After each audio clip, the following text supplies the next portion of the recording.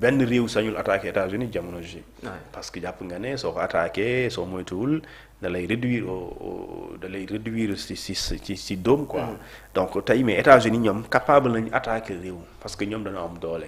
léegi tey loolu soo ci tolloo nag àdduna mooy ni mel mooy puisque attekat yi mooy ONU waroon na mën a trancher mais des fois day seetaan. la justice internationale di ces pays des fois war na atte mais des fois day am jafe-jafe pour toppaate. parce que bu doon day toppaate rek dama jàpp ne États-Unis bii kenn gënu ko nekk di def lu tuddee ay crimes contre l'humanité. kenn daxu ko def lu ñu tuddee ay crimes de guerre ay crimes de ce qu'on appelle de génocide xawma leen.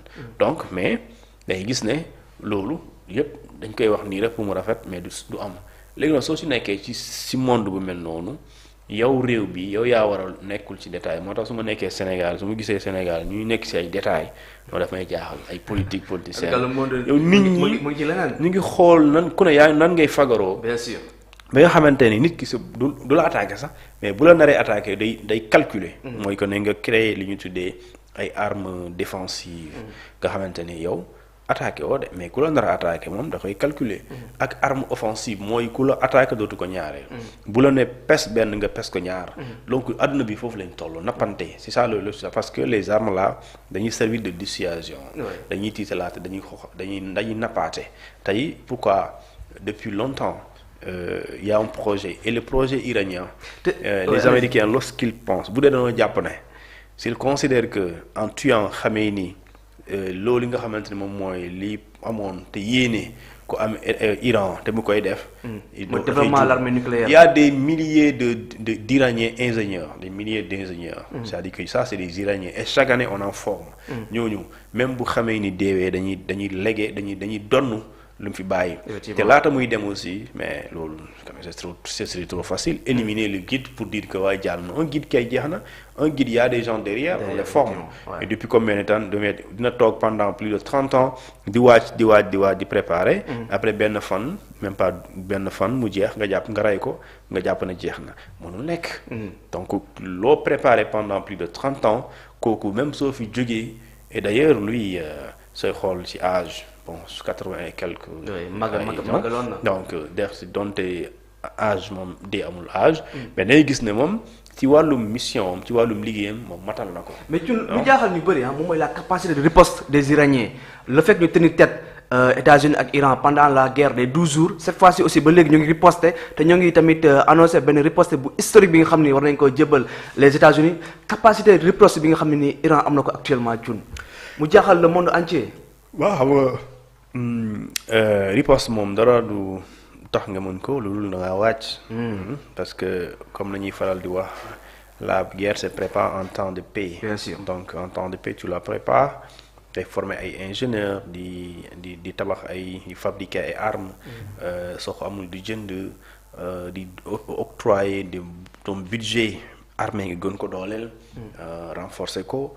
renforcer les capacités humaines les technologies nucléaires les technologies militaires dooleeku nga xamante ni li ma la wax sànq mooy les armes dissuasives tey soo gisee tey États-Unis laata muy attaqué sax Iran da ko doon calculer.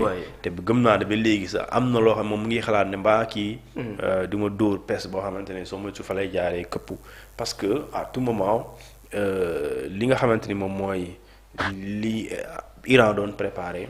pendant des années pendant plusieurs décennies parce que c'est plus de 3 décennies jamono jooju mënul ne sànni nañ ko démb rek jeex na wala sànni nañ ko ci première guerre bi 12 jours yi après jeex na déedéet tey soo demee ci Corée du Nord nga xamante ni à chaque fois coow bu amee day dégg ñaari réew commencé rek ñoom day tester ay lance day tester ay lance li ñu tuddee balistique day muy essayer pour naan tey Corée du Nord sànni na nangam c'est pour dire pour wax nit ñi nekk leen foofu di daf rek waaye bu leen juum ba yegg si sama maanaam xeex leen bu kenn daanu sama kaw wala bu kenn attaqué sama partenaire parce que adduna bi noonu la c'est des alliances. Bien sûr. Et ces alliances là c'est des jeux ku nekk sa intérêt ngay défendre moo tax ñun aussi africains on doit être dans ça c'est-à-dire qu'on doit s'allier avec qui c'est-à-dire qu'on doit pas se limiter à bind communiqué non nous appelons aussi sur le feu c'est-à-dire sa wax fa la yem sa wax foofu la yem c'est-à-dire que tu n'oses pas c'est-à-dire que quand je dis tu n'oses pas mooy tu es dans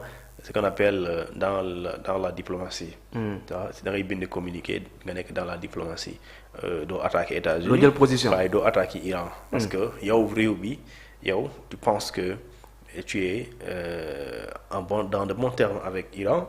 Tu es dans de bons termes avec les États-Unis mais sëñ bi nag problème. bu amee ñaari nit yi mënuñu am dëgg. déedéet pourtant l'État day signer un communiqué boo xamante ni il est tellement diplomatique. Un communiqué réconciliant du attaquer réew bii du attaquer réew bële day naan nous appelons aux deux parties n'est-ce pas à la retenue. Quelle retenue. parti bii ne di attaquer nit ki injustement xam nga dëgg bi. mais doo ko wax. donc état dafa am position bu ferme par rapport à cette situation. waaw mais état du Sénégal bu dee ci wàllum diplomatie. mën nañu ko comprendre. donc moo tax état au Sénégal position boobu lay am des fois même su Israël ak Palestine di jotee position boobu lay am et pourtant fii ñu xam histoire xam nañ ne la Palestine est victime n'est-ce pas de ce qu'on appelle de la cruauté. de la méchanceté de l'injustice bi nga xamante ni. ki koy teg mooy Israël. alors nit ñi ñu nekkee en frontière mais jàmm moo fa war a am. yow ñu xajal la nga dem ba jàpp ne liñ la xajal léegi sax yow nekkatul sax moom moo ko moom da nga koy récupérer pare attaque ko nekk léegi ci li nga nekkoon sax man dama koy récupérer. kooku booy àtte da nga ko naan sëñ bi yow bàyyil tooñ. mais après doo wax loolu ci forum communiqué pour dire. les deux parties ñu ngi leen di woo ngeen am retenu am bàyyi leen xel ci li ngeen di def sóoraale leen bu leen def lii et cetera.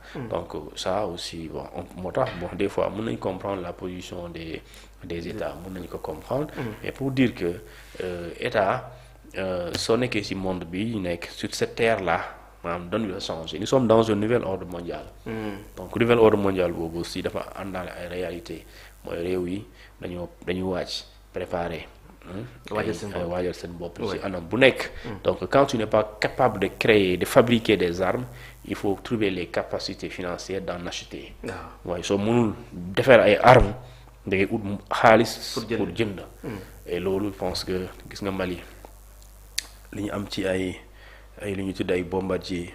lu ñu am ci ay li ñu tuddee ay drone. lu ñu am ay ci oto. pour faire face à ces terroristes là. ñoom ak Russie seen coopération foofu la. donc adduna bi foofu lañ toll. mais doo xaar ba ñu këtt ni jonn. ngay ni di xuloo ay ndogu bi ci saa yi ak live bi mais quand même Donald Trump le cas de Trump est-ce que Trump tamit nekkul actuellement benn danger pour le monde yaa ngi wax sànq lu mu am ak Marados yaa ngi wax tamit li nga xam ne nii xew na démb foofu ca Iran te Trump aussi au début bëggoon na gagner le prix Nobel de la paix mais actuellement il paraît que tout a changé il est devenu quand même un danger pour le monde sa analyse ci le cas de Donald Trump actuellement taxawaayam bi nga xam ne am na ko ci conflit bëri yi nga xam ne actuellement Trump moo nekk ci ginnaawam. non xam nga même.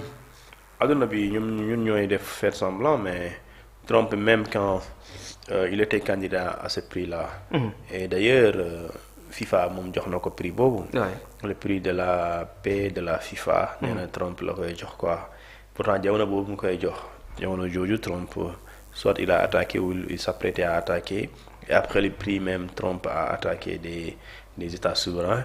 et aujourd'hui hier même c'est une illustration de que Trump en réalité il mérite pas le prix de la paix. parce que le prix de la paix il faut que nit kooku il faut qu'il soit un adepte de la paix. mais malheureusement Trump il n'est pas un adepte de la paix mais plutôt c'est un adepte de la terreur. Il sème la terreur, il viole le droit international. Ça dit que le droit international ça n'existe pas d'ailleurs c'est ça en fait. parce qu'il existe que lorsque dañ ko war a appliquer ci état faible yi mais tey wax ma un président américain bu deful bordel ci régime am amul.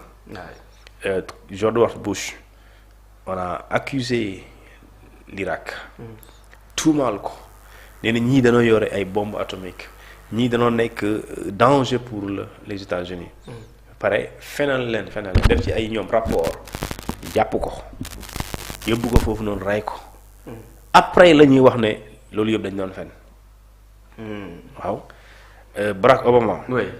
ñu ne 2021. septembre 2001 plutôt. ñu ne li xew États-Unis ay kii sant xaw ma down center xaw ma lan. ñu attaqué immeuble yooyu noonu loolu y avait quelqu'un derrière c'est Ben Laden Osama Ben Laden. ñu topp ko ay at il a fallu maintenant que Obama nekk président pour ñu def opération pour ñu rey ko ñu éliminer ko. ki nga xamante ni moom mooy Trump ñëw na amoon na beneen guide su ma jumulee benn haut responsable ci Iran. ñu ñëw encore éliminer ko. ak li xew démb. Palestine Israël di ko attaqué États-Unis jàppale Israël ci loolu. parce que Israël ñun Sénégal ñun ñoo ko gën a rëy 1000 fois. waaw dëkk bu tuuti la. waaw bu tuuti la mais boo tuutee nag am fit c'est parce que dañ laa dooleel.